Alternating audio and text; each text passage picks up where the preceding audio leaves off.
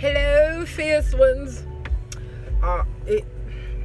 Can you excuse my appearance? I know I'm about to go do it. That's not the topic of the video. Focus. Hubby and I had a discussion this morning regarding sex and how ain't nobody talking about it in church. Everybody expects all these married couples to make it and be faithful and go out there and do the work of Christ and all these things and be in ministry and raise your babies. But nobody is talking, at least not at any of the marriage conferences I have been to. Got to be more. It's not something that they talk about. They don't want to talk about it in church, and people are uncomfortable, but I'm not uncomfortable. Sex is one of my favorite topics.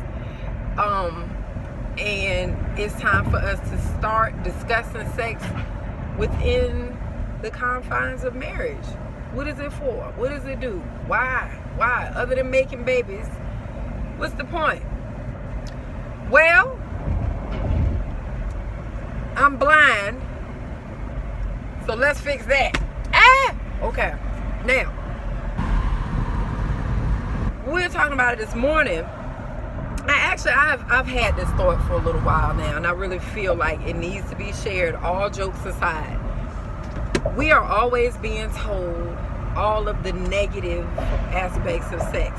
What happens when you do it when you're not supposed to, and all of the repercussions of sex, and what happens, what can happen, STDs and unwanted pregnancies and soul ties and all of these horrific things. So I feel like the next few raindrops are going to need to be on this topic, because I have learned a lot over the years, and my mama wasn't talking about it, and people are timid and they're shy and they're embarrassed, but y'all do know God made sex, right? You do know that we're created in his image. So if we know that and we understand that, then we have to know that God is also a sexual being. He didn't put in us something that he doesn't have. He wanted us to be sexual. He designed this. This is all for his glory, right? So that being said, what if we actually looked at sex from the other side, from the point of view of what good does it do? We all know that it feels good, and that's, well, it depends. But what's the purpose of it? Why? What is the whole? Why are we doing it? It would seem to me, common sense would say that for every negative outcome of sex, there's also a positive one. So what if you go down the list of all of the horrific things that can happen when sex is done wrong? But what about when it's done right? What about the healing that can come from that intimacy with your spouse? We already know about STDs. We already know it can kill you. We already know that it can make you sick if it's done the wrong way. But if it's done the right way, would it not then be a tool for healing? Could it not be used to promote healing? I knew a couple who, this is graphic. If you those church folk that pretend that that don't have vaginas and penises, then go ahead. This is for church folk that like to have sex and who have penises and vaginas. Now, we already know. Again, we know the drawbacks. We know the negative. We know the repercussion. But like I was saying, I knew a couple that she was sick, and I'm gonna try to clean it up as much. I'm not trying to be vulgar, but we're grown, so I want you to understand. to be able to look at sex in a healthy way, in a spiritual way, in an exciting way, so that it's no longer dirty, it's no longer taboo, because we saved and we in the church. So what does that mean for sex? This particular couple was in the church. Very sweet couple. We'll call them Tony and Lucy.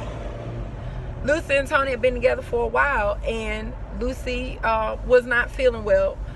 And so during love making, Tony thought that it would be, why not, let's try something. You're not feeling well, so what if we get close and I actually pray for you while being in you, so that God can use me as a tool for healing. I mean, we lay hands on each other in the church, but have you ever considered how you can lay hands on each other at home?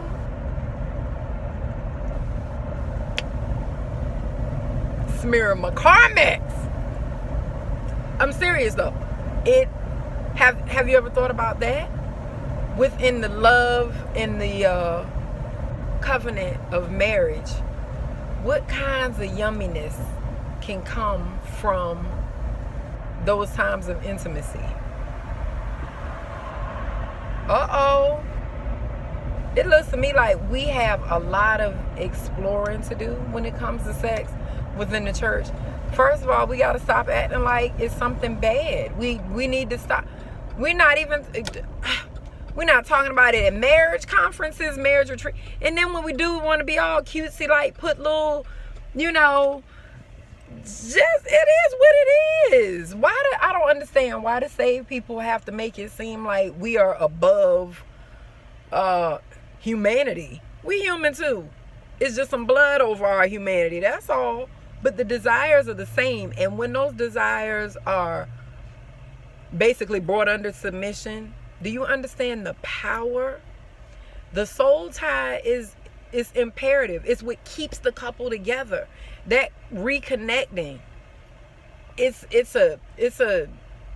is a physical act. How can I put it? It's a spiritual, nope. It's a physical act of a spiritual connection.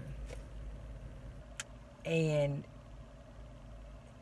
it's a powerhouse. It's the reason why when you do it wrong and you with somebody else, somebody that you shouldn't, it's the reason why you can't get them out of your system. It's the reason why you can't sleep, can't eat, can't cook, can't breathe, because this person is a part of you. That's a soul tie. But when it's done right, good gracious, in the morning. Speaking of which, here's my hubby.